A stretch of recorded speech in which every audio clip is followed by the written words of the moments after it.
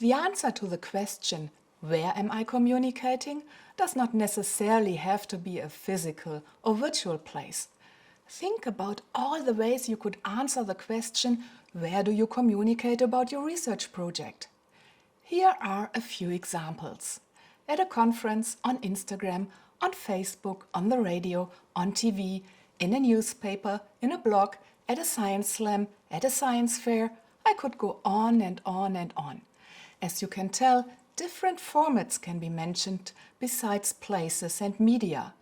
A good answer to the question, where do I communicate, will offer as much detailed information about the planned communication project as possible.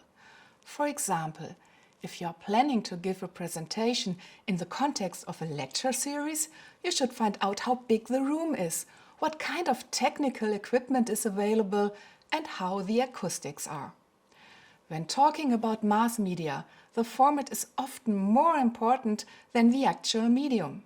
There's not a very big difference between a radio interview for a news program on DW Radio and a television interview for a news program on DW TV.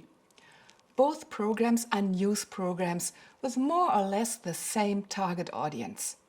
However, there would be a big difference between an interview for a children's program on TV and an interview for a news program on TV, because the target audience is completely different, although both are on TV.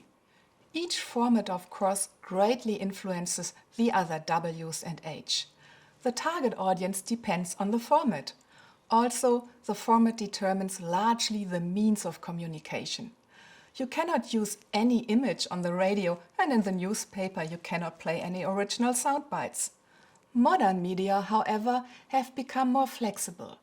For example, on Instagram, you post not only pictures, but videos and sometimes short texts. You can even use different means of communication in a normal presentation. You don't always have to use just PowerPoint. Give classic chalkboards a try. They are magnetic and you can use magnets to pin printed charts on the board and move them around as you please. Some researchers also work with models or show real objects that they are currently working with.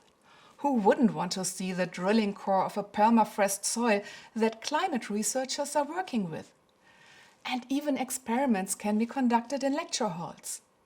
You can communicate with text, images, emojis, GIFs and audio clips on every social media platform. Switch up the means you use once in a while.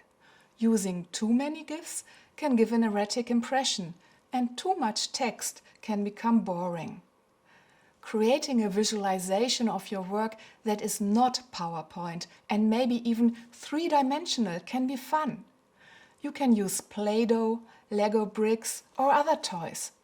One of my favorite talks ever is from the late Hans Rosling.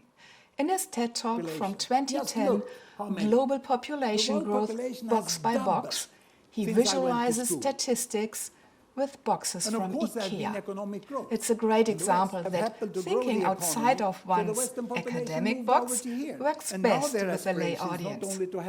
When it comes to the means and formats you can use in science communication, creativity is the key here.